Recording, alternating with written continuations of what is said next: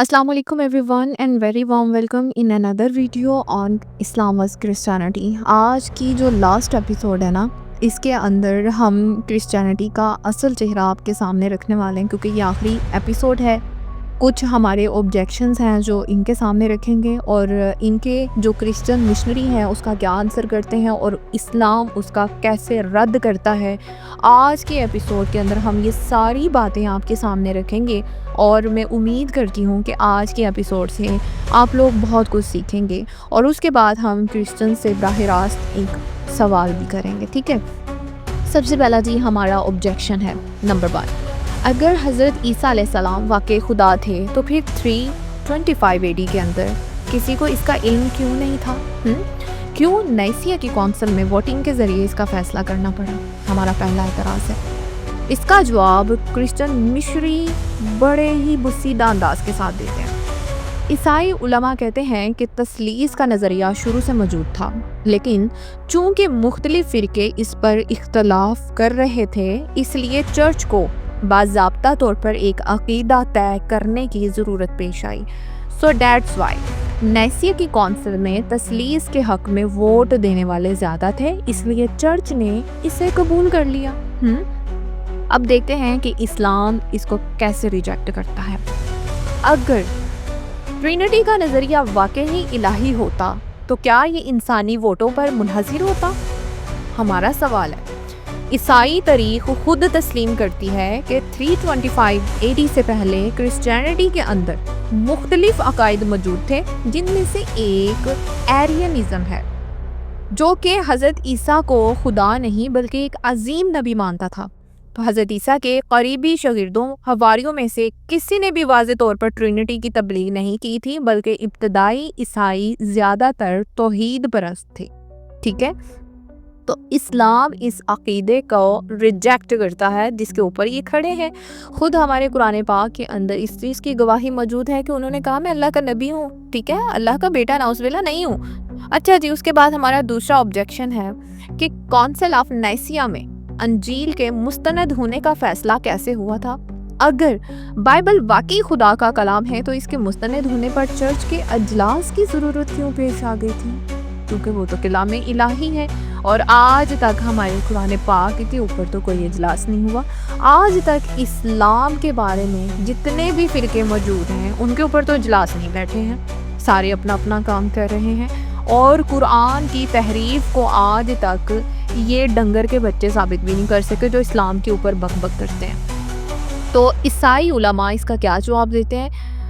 Christian missionary कहते हैं कि नाइसिया की कौंसिल का असल मकसद बाइबल के इंतखाब की बजाय हज़रत ईसा की फितरत का तयन करना था, यानी ईसा अलैहिस्सलाम की नेचर का तयन करना था। कैसा बुस्सीदा और घटिया सा इनके पास जवाब है। ताहम बाद में चर्च ने बाइबल की किताबों को हतमी तौर पर मुरतब किया। चर्च के मुताबिक वही किताबें मुस्तनद मानी गईं जो हज़रत ईसा के करीब तरीन शागिर्दों से मंसूब थी। तो फिर अंजील बरनाबास को क्यों रिजेक्ट किया गया? फिर एरियनिज़म को क्यों रिजेक्ट किया गया? वो तो अक़ीदा तौहीद पे खड़े थे और वो तो किसी शक व शुबा के बगैर हज़रत ईसा के हवारियों में शामिल थे। ठीक है, उसके बाद अगर हमारा जवाब है कि बाइबल वाकई इल्हामी किताब थी तो इसमें तहरीफ की गुंजाइश क्यों निकल आई? नाइसिया की कौंसिल के बाद मज़ीद कई कौंसिल्स, मसलन कौंसिल ऑफ चालसीडन मुनक्कद हुई ताकि बाइबल के मतन और अकायद पर इख्तलाफात को ख़त्म किया जा सके। ये कौंसिल ऑफ चालसीडन क्या है, इस पर भी डिटेल में बात करते हैं। सबसे पहले ये बात कर लें, कुरान में वाज़े अल्फाज के अंदर सूरह इमरान वर्स 78 के अंदर फरमाया गया है कि वो लोग जो अपनी ज़ुबानों से किताब को मरोड़ते हैं ताकि तुम इसे किताब का हिस्सा समझो, हालांकि वो किताब का हिस्सा नहीं है, तो इसने इस चीज़ के ऊपर स्टैंप लगा दी है कि जो है इनके अहले किताब की जो किताबें हैं वो तहरीफ शुदा हैं। हम भी साबित कर चुके हैं इस चीज़ को बार बार। तीसरा एलिगेशन, तीसरा ऑब्जेक्शन, नाइसिया की कौंसिल में ट्रिनिटी का नज़रिया क्यों पेश किया गया जबकि हज़रत ईसा खुद को कभी खुदा नहीं कहते? تو کرسچن مشنری جواب دیتے ہیں کہ عام طور پر یوحنا ان کا چیپٹر 10 ورس 30 کی آیت پیش کرتے ہیں جہاں حضرت عیسیٰ کہتے ہیں میں اور باپ ایک ہیں۔ ان کے مطابق اس کا مطلب ہے کہ حضرت عیسیٰ اپنی الوہیت کا اعلان کر رہے تھے اور نیکیا کی کونسل نے صرف اسی کو باضابطہ کیا ہے۔ تو اسلام اس کا ریجیکٹ کیسے کرتا ہے کہ اگر واقعی حضرت عیسیٰ نے اپنی الوہیت کا اعلان کیا تھا تو پھر ان کے شاگردوں یعنی ان کے حواریوں نے کیوں کبھی تثلیث کی تعلیم نہیں دی؟ کرسچن بائبل میں ہی اس کے برعکس آیات موجود ہیں، جیسا کہ یوحنا چیپٹر 14 ورس 28 میں کہ باپ مجھ سے بڑا ہے۔ اس کے بعد ان کی یوحنا بک کے اندر کہ میں خود سے کچھ نہیں کر سکتا، میں وہی کہتا ہوں جو باپ نے مجھے سکھایا ہے، چیپٹر 5 ہے ورس 30 ہے۔ اس کے بعد ان کی یوحنا 17 چیپٹر ورس 21 میں کہ اگر میں اور باپ ایک ہیں کا مطلب خدا ہونا ہی ہے، اس چیپٹر میں لکھا ہے کہ میں چاہتا ہوں کہ وہ سب ایک ہوں جیسے کہ اے باپ تم مجھ میں ہے اور میں تجھ میں ہوں، ٹھیک ہے۔ اب جو ان کے چیپٹر 5 ورس 30 کے اندر لکھا ہے کہ میں خود سے کچھ نہیں کر سکتا، میں وہی کہتا ہوں جو باپ نے مجھے سکھایا ہے، اس کے مطابق اگر میں اور باپ ایک ہیں کا مطلب خدا ہونا ہے تو پھر دوسرے شاگردوں کے لیے بھی یہی اصول لاگو ہونا چاہیے کیونکہ بائبل میں لکھا ہوا ہے۔ یہ سب آیات ثابت کر رہی ہیں کہ حضرت عیسیٰ کا خدا ہونا محض بعد میں پیدا کیا گیا ہے اور تصور ہے جیسے نیسیہ کی کونسل میں باضابطہ اس کو کیا گیا۔ ہمارا چوتھا آبجیکشن ہے کہ کونسل آف نیسیہ میں جو فیصلے ہوئے ہیں ان پر عیسائی دنیا نے اتفاق کیا، لہٰذا یہ سچائی کی علامت ہے، ٹھیک ہے۔ یہ ہمارا اعتراض ہے کہ کیا یہ سچائی کی علامت سمجھا جائے گا؟ تو کرسچن مشنری اس پہ جواب دیتے ہیں کہ عیسائی علماء کہتے ہیں اگر نیکیہ کی کونسل کے فیصلے غلط ہوتے تو عیسائیوں کی اکثریت اسے قبول ہی نہ کرتی۔ حقیقت یہ ہے کہ آج بھی زیادہ تر عیسائی ٹرینٹی پر یقین رکھتے ہیں جو کہ اس کی صداقت کی علامت ہے، اور اسلام اس کو ریجیکٹ کرتا ہے کہ اکثریت کا اصول ہمیشہ حق کو ثابت نہیں کرتا۔ قرآن میں بھی ذکر ہے کہ زیادہ تر لوگ گمراہی میں ہوتے ہیں، اگر تم زمین میں رہنے والوں کی اکثریت کے پیچھے چلو گے تو وہ تمہیں اللہ کے راستے سے بھٹکا دیں گے، سورہ الانعام اور ورس ہے 116۔ تو کونسل آف نیسیہ کے بعد بھی کئی فرقے عیسائیت میں موجود رہے ہیں جو ظاہر کرتا ہے کہ یہ فیصلہ متفقہ نہیں تھا۔ حق ہمیشہ اکثریت سے نہیں بلکہ دلیل، منطق اور وحی سے ثابت ہوتا ہے، اور ٹرینٹی کی کوئی معقول دلیل موجود نہیں ہے۔ اچھا جی، اس کے بعد جو ہے ان کے بارے میں بات کرتے ہیں کہ یورپ اور امریکہ میں کرسچینٹی کے ماننے والوں میں کمی کیوں ہو رہی ہے، ٹھیک ہے۔ جدید عیسائی دانشور بھی بائبل کی تاریخی صداقت کے اوپر سوالات اٹھا رہے ہیں، اور کیوں اٹھا رہے ہیں؟ بھئی ہمارے اسلام پہ بک بک کرنے سے پہلے اپنی ڈوبتی ناؤ کو تو بچا لو۔ کہ کئی عیسائی اسکالرز اسلام کی سچائی کو قبول کر رہے ہیں، جیسے کہ ڈاکٹر لارنس براؤن اور جوشوا ایونس اور دیگر سابق پادری جو مسلمان ہو گئے ہیں۔ وہ کیوں ہوئے؟ حالانکہ وہ تو ان کی کتابوں کو سب سے زیادہ رٹے لگا کے بیٹھے ہوئے تھے۔ وہ کیوں اسلام سے انسپائر ہو گئے؟ کیونکہ اسلام کی سادگی، توحید اور عقلی بنیادوں پر مبنی تعلیمات زیادہ لوگوں کو اپنی طرف کھینچ رہی ہیں۔ اگر عیسائیت واقعی الہی دین ہوتا تو کیا یہ وقت کے ساتھ ساتھ اتنا تبدیل ہو سکتا تھا جتنا یہ ہو چکا ہے؟ ان کے پاس ایک اولڈ ٹیسٹامنٹ ہے، ان کے پاس ایک نیو ٹیسٹامنٹ ہے، 4 کتابیں نیسیہ کے مطابق جو ہیں ان کے ریلیجن کے لیے سلیکٹ کی گئی ہیں۔ ایسا کیوں ہوا؟ کیوں آج بھی بائبل میں سینکڑوں اختلافات موجود ہیں جبکہ قرآن 1400 سال بعد بھی جوں کا توں محفوظ پڑا ہوا ہے؟ سوال ہے کہ کیا حضرت عیسیٰ خود کو خدا کہلانے پہ راضی ہوتے؟ اگر نہیں تو کیوں عیسائی انہیں خدا ماننے پہ بضد بیٹھے ہوئے ہیں؟ عیسائیت نے جو سچائیاں کھو دی تھی نا، اسلام نے انہیں بحال کیا ہے۔ اسلام کا تم لوگوں کے اوپر احسان ہے۔ اگر کوئی واقعی خدا کا راستہ جاننا چاہتا ہے تو اسے قرآن اور رسول اللہ کی تعلیمات کا مطالعہ لازمی کرنا چاہیے۔ اب بات کرتے ہیں کونسل آف چالسیڈن 451 AD کے بارے میں کہ حضرت عیسیٰ کی نیچر پر جو اختلاف کیا گیا تھا۔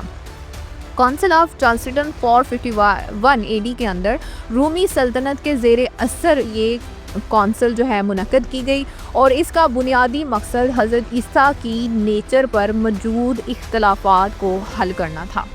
ہمارا سوال ہے کہ حضرت عیسیٰ کی پیدائش اور ان کی فطرت کیا تھی؟ کیا وہ مکمل خدا تھے، مکمل انسان تھے، یا دونوں کا مجموعہ تھے؟ اور یہی سوال انہیں بے چین کر رہا تھا، جس کی وجہ سے کونسل آف چالسیڈن 451 AD کے اندر رومی سلطنت کے زیر اثر منعقد کیا گیا۔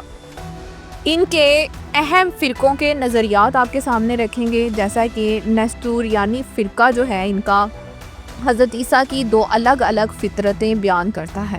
کہتا ہے کہ ایک انسانی فطرت جو حضرت مریم کے ذریعے پیدا ہوئی، دوسری ایک خدائی فطرت جو آسمان سے آئی۔ ان کے مطابق حضرت مریم صرف خدا عیسیٰ کی انسانی ماں تھی، نہ کہ خدا کی ماں، ٹھیک ہے۔